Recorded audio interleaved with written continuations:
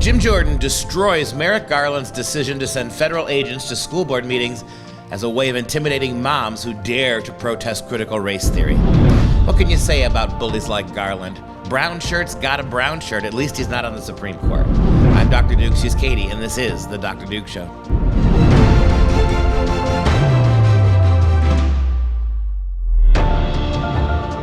Hello, everyone, and welcome to The Dr. Duke Show. We are the only program that keeps you educated on the craziness impacting K-12 classrooms and college campuses around the world. Today's show is sponsored by Mike Lindell and our good friends at My Pillow. Their pillow is our pillow. Our pillow could become your pillow. Pillows. My Pillow is always offering great deals, and this week they're offering their iconic pillow of all the pillows, the one that launched the empire, for just $30. That's amazing. All you have to do is use the code Dr. Duke, D-R-D-U-K-E. That's Dr. Duke. Visit mypillow.com, and you'll also save 60%, up to 66% on everything else, every other item in the store. Again, use the code Dr. Duke and access this wonderful deal. I just keep thinking of Pillow Talk with Rock Hudson and Doris Day. But before we start, if you are watching us on social media, good, but please hit that share button because this allows us to reach more people with our content and hopefully get more followers too. Today we start the whole day today, we're going to spend a lot of time on a very serious issue. Today we're going to start in our nation's capital where Joe Biden's U.S. Attorney General is recovering from being thoroughly embarrassed. It's not the first time. But here, Congressman Jim Jordan called them out for going after public school parents. As you may remember, and this is going to be a theme throughout the day, the National School Board Association sent a letter to the Department of Justice begging for help from all of these moms who were daring to be vocal and speak out loud and to condemn what was going on in the public schools. And of course, Merrick Garland, the Attorney General, sided with not the moms fighting for a voice in their own kids' education, but the school board who's trying to shut them down. All right, and so that letter that we actually discussed on an episode last week, so go back and check that out. It's back in the news because not only did Merrick Garland go in front of the committee and take a rather swift kick to the backside by Representative Jim Jordan, the National School Board Association then had to basically come back on their letter. But first, let's see the swift kick in the backside. You said, in recent months, there's been a disturbing spike in harassment, intimidation, threats of violence. Yes. When did you first review the data showing this so-called disturbing uptick? So I read the letter, and we have been seeing over time threats. Whoa. I didn't ask you. So you read the letter. That's your source? So let me be clear. This is not a prosecution or an Is there some study, some effort, some investigation someone did that said there's been a disturbing uptick, or you just take the words of the National School Board Association? Well, the National School Board Association, which represents thousands of school boards and school board members, says that there are these kind of threats. When we read in the newspapers reports of threats of violence, when that is in the context of threats of violence. The source for this, for the very first line in your memo. Time of the gentleman has expired. Was the School Board Association letter. Expired. You know what I got to say at this?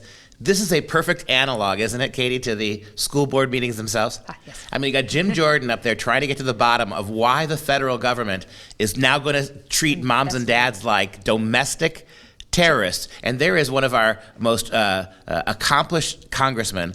He's got, 30 seconds, a minute and a half, 2 minutes, and he's trying to get some information from Merrick Garland, the Attorney General.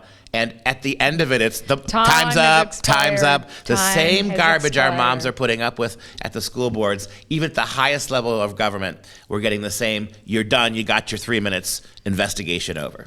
Yeah, so you actually understand exactly what it's like, Mom and Dad, if you've gone in front of one of these school boards, to be in front of a committee at the federal level, too. So huzzah for that.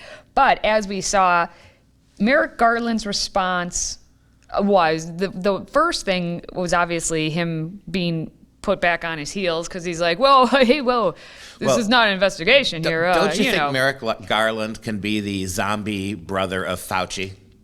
Yeah, I mean, they're the same weaselly, back out, never take responsibility kind of educrats, right? Well, that's what all politicians tend all to politicians, be, I suppose, tend to do be. qualify. Not all, many and most. And as we saw here, Jim Jordan tricked them by asking the basic question. And as always, if you watch any of these ever on C-SPAN, because you have no life like me, you notice they never answer the question. They always spin it, but at the same time, the politicians tend to usually give their whole long speech. But Jim Jordan was very just blunt. He just, simple question, and you still can't answer it because it's, I got caught. And so Representative Jordan then tweeted out, Attorney General Garland's only evidence, and obviously he put that in quotes, that parents are, again, quotes, threatening school board members. The radically liberal National School Board Association told him so. And he says, seriously, and that's how we all feel. Because, seriously? Just about a month ago, we had Jim Jordan, the congressman from Ohio, in that seat, Katie's seat. And we had a really special interview with him. We talked a lot about education, and he said about the federal government something very, very meaningful. So you can go to Freedom Project, and you can find that interview. He was very candid about this. He said that, the federal government has gotten to the point now where they have weaponized almost every department in our federal government against moms and dads and average citizens. And I think this is exactly right. When Jim Jordan asks him, so what is your reason for you're the Attorney General of the United States of America. You've got open borders at the South. You've got Antifa and Black Lives Matter thugs burning things down. And your highest priority is to go after mom because she doesn't want her 5-year-old daughter exposed to transgenderism in kindergarten. This is your priority. In the words of Greta Thunberg, how dare you? How dare you?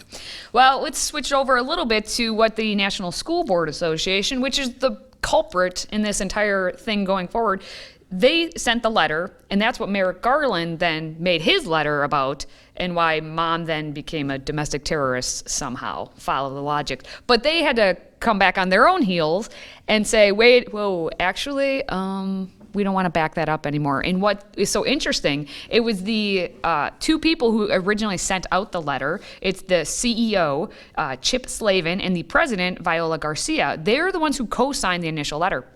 But some of the board members for the NSBA are like, wait a minute, we don't support this. How were we not consulted? So they have their own internal little thing going on. And so they had to come back and say, well, the letter that we put out, we're sorry. As they said, we regret and apologize for the letter. Oh, thank you. And apologize. This is even letter. more damning to Garland's testimony, right? Because Garland said, well, when we get a letter like this from a major school board with thousands and thousands of followers, well, it was only partially from that group, right? It was a couple of rogue members of this board who decided to whine to the federal government. So, it's the president and the CEO. That's right. I mean, they're all in power. So as the letter continued, to be clear, the safety, and this again is from the board, not just, That's right. To be clear, the safety of school board members, other public school officials, and students is our top priority, and there remains important work to be done on this issue. However, there was no justification for some of the language included in the letter. I'm guessing they're just talking about the whole mom and dad, you are domestic terrorists. literally domestic terrorists. Wait, that is exactly what they said. So as you can see, they got yelled at, and so now they're trying to back it up and be like, oh, what are we? Well, and it's typical of the federal government that Garland is not interested in any of this aspect of it.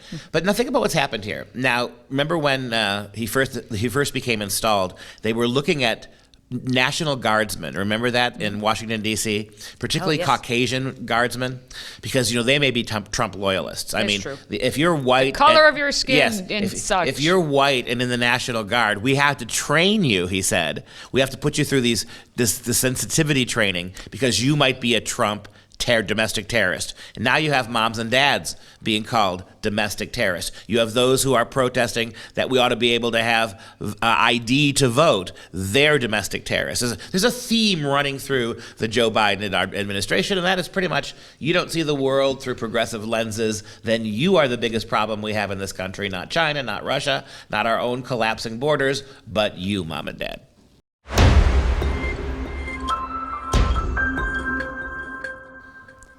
As we tend to do here, before we move on, just a reminder that if you enjoy our content, please consider joining the Patriot Club. Your tax-deductible donation literally, and I mean literally in the literal sense, keeps this show going. Simply visit patriotclub.us to get signed up. That's patriotclub.us. And as that special thank you, to match my blouse and to match the tumbler I already have in my hand, we will send you as again, that little thank you.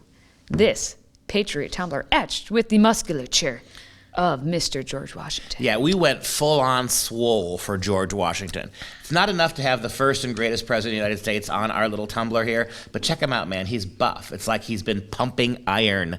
And so that's what we consider when we think about George Washington, the power behind the man who gave us this great country. And you can be part of the Patriot Club. Now, you say he's the best president. I think but he's the we best could have president. a discussion on that. Yes, he's not the best founder, because that would be reserved for the second I know you- president if- of the if- United States, if Mr. you're- John Adams. If you're as just we tuning know. in now, you need to know that our good friend Katie here has a huge fetish for John Adams. fetish. Wasn't he tiny? It's only about 4. How tall was John Adams? Like 5'6", 5'6". maybe. That's why tiny people like you like him so much. How tall are you? 5'6", baby. Oh, taller. Okay. Let's just say tall. Moving on to Florida, where there's more opportunity if you're in the mood to blast Florida, as people tend to do around this country.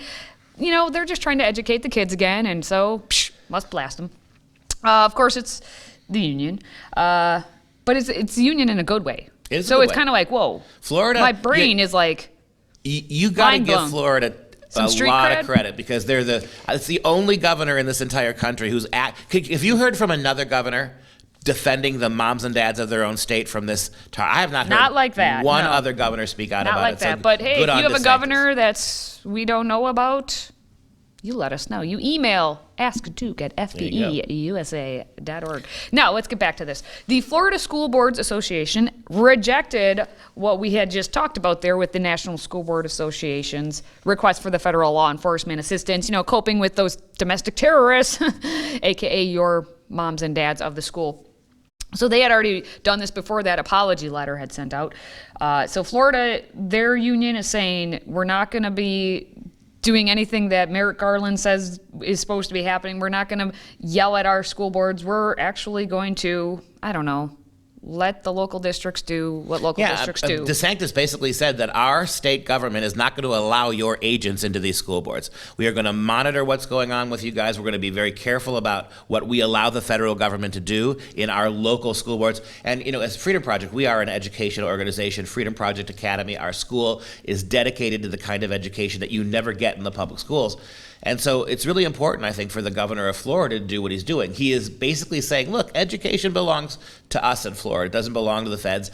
And he's constitutionally correct. There is no mention of any mention whatsoever in the founding documents about public schools or a federal school system. That's because the founding fathers, and John Adams among them, they recognized that if you put a federal entity of any kind in charge of the people's education, that it was inevitably going to happen that sooner or later the feds would be educating their kids for their purposes, not for yours. We crossed that threshold a long time ago in this country. But again, I want to repeat that. 50 governors, I think it's a solid majority, almost 30 of them are Republican governors.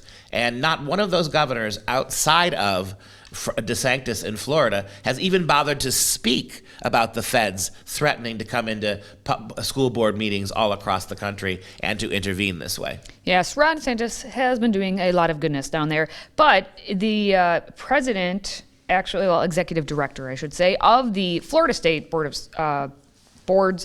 Florida School Boards Association, Andrea Messina, just wrote about the state's concern with what was happening here at the federal level. And in her letter, she wrote to the Biden administration, she said, several elements of your letter run counter to the tenets embraced by the FSBA. And this communication has caused serious concerns, conflict, and consternation for many of our members within the FSBA. Not only has it unnecessarily distracted from the important work being carried out by our members, it has strained important local and state collaborative relationships our members have worked hard to build and maintain for years. So what she's saying is, we're doing just fine here at the local and state level. We're kumbayaing, we're working it, we're making education a priority here in the state of Florida.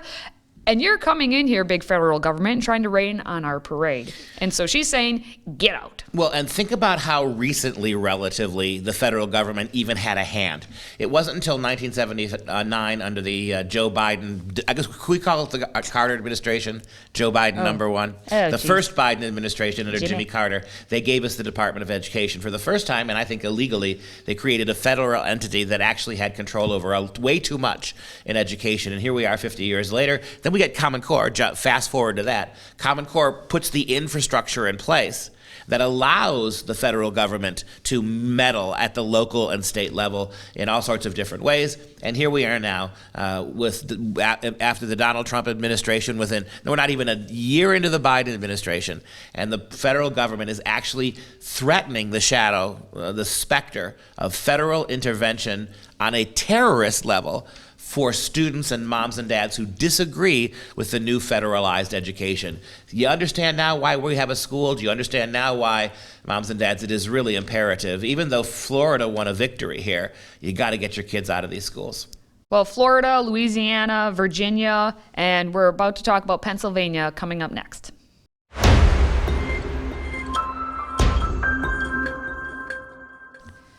And now Pennsylvania has joined the list of state school board associations that are saying, National School Board Association, you've crossed the line. It was actually the final straw, in their words, from Pennsylvania. They're going so far as to say they're going to break up now with the National School Board Association because of the letter about parents being terrorists. They're done. So you just gave me a Neil Sedaka Neil Sedaka way before your time. Calendar girl. Breaking Neil up is hard to do. No, breaking up is hard to do. Breaking up, it's so hard to do. Side note, do you know he wrote a ton of his songs just like in a tiny little piano room in like an hour and a half. It was like they used to just crank tunes out. Anyway. You don't get Neil Sedaka on any other podcast, I guarantee you that. All right. Well, anyway, they wrote a breakup letter, Pennsylvania did, saying the most recent national controversy surrounding a letter to President Biden suggesting that some parents should be considered domestic terrorists was the final straw. Their memo began, the governing board of Pennsylvania School Board Association has voted unanimously to cancel PSBA's long-standing membership at the National School Boards Association. The decision was reached following significant deliberations and discussions with council and management. So they did their homework on it. They made sure. They did. PSBA membership in NSBA should bring value and support to our organization and local school directors. The value of the NSBA Federation membership has been questioned numerous times over the past several years, both within Pennsylvania and amongst many other state school board associations. Okay, so it's not like this is, one bad thing NSBA has done. It's like, no, this was, again, the final straw. There have been many accounts of things happening, and I can't imagine why. These school board organizations are nothing more than apparatchiks for the big government mindset of schools, the Department of Education. And it's really interesting, whereas in places like Florida, you have the whole government infrastructure who is blasting this. In Pennsylvania, a very liberal state, it's only this organization that's fighting back. No word from the governor, no word from the state assemblyman. It seems as if this little board here has gone rogue in Pennsylvania, challenging what is otherwise a very liberal perspective. Yeah, this is the entire state. That's right. Board, and they said basically that they are struggling. They struggle to find any reason to be a part of the national board based on it's not focused on bipartisanship or civility or seeking solutions to the internal problems. And it's a wonder why, when I took a look at the National School Board Association website and found that they had come out with some recommendations for the Biden-Harris administration for 2021, as they had said. And here were the top 3 things they talked about. COVID-19 forced school boardings to close and students to work online, blah, blah, blah, blah. Number 2, heightened racial unrest and tension as witnessed by events over the summer. Okay, sure. And number 3 is there's a continued lack of progress in prepping students for the requisite 21st century and real world skills necessary for success. So those are the big challenges. It's COVID, it's race, and then, by the way, our kids don't know anything. Number 3. I was very lucky. I was in Idaho all weekend, and at two of the talks that I gave, the lieutenant governor of the state of Idaho was there. I met with her after both meetings. She is running for governor of the state of Idaho, and I think she's got a really good chance to win. She would be a remarkable governor. Her name is McGeechan, if you have a chance to look her up. She's the one, you remember during COVID, when the Republican, the Rhino governor of Idaho left the state? She canceled the masks until he came back. So she's a really interesting woman. But I had a long talk with her, and I said to her, related to this, one thing you can do, ma'am, I said, is think about this. There's not a state in the union, not one, that gets more than about 8% of their budget from the feds. I asked her, do you think the state of Idaho could raise that 8% somewhere else?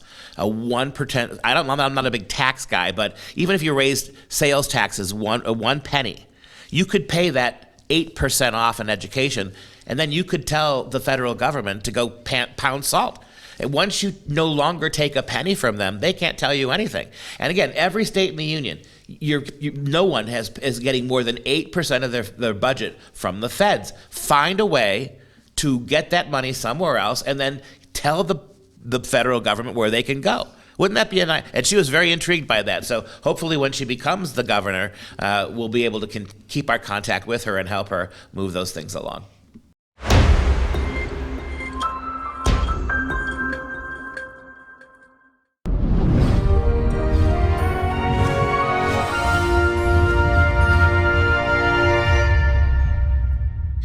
It's time now for some real education. We're looking today at a very interesting artist. His name is Paul Gustave Louis Christophe Doré. He's one of those guys that's such an important artist. He's simply known by the name Doré, his last name. He was a French artist, a philosopher, a printmaker, an illustrator, a comic artist, caricaturist, and a sculptor who worked primarily in wood engraving. That's what he is most known for. Born in Strasbourg by the age of 5, Doré was already a prodigy, a 5-year-old boy who was making drawings and illustrations that were way, way, way above his age level. He was incredibly mature. By the time he was 15, Doré began his career working as a caricaturist for the French paper Le Journal pour Rire, the Journal of Laughter. Subsequently, he went on to win commissions to depict scenes from major works of Western literature. He illustrated all of the works of Cervantes, Rabelais, Balzac, Milton, and Dante. He was working on a set of Shakespeare prints by the time he died. Take a look at this image from the Bible, which is perhaps his most famous and well-known set of wood engravings. Absolutely beautiful. You have the angel Michael there in the background at the gate of what was paradise. You can see the stream, the beams of the sun, which is a metaphor for the visage and the face of God shining down on the angel as the angel Michael, the archangel, the warrior angel, banishes Adam and Eve into this world now, a world where nature was not friendly to man, where the animals were opposed to man and woman, where Adam was going to have to break his back digging to be able to feed him and his family. Eve now would experience pain and tribulation in childbirth. And you can see that beautiful, bright, lit up world of the Garden of Eden that is behind Michael, and this rather bedraggled natural world. Leaflessness, right? It's much more a desert scape than it is some kind of beautiful, bountiful, Edenic garden. It's a long, hard road they're going to have to go together, the two of them.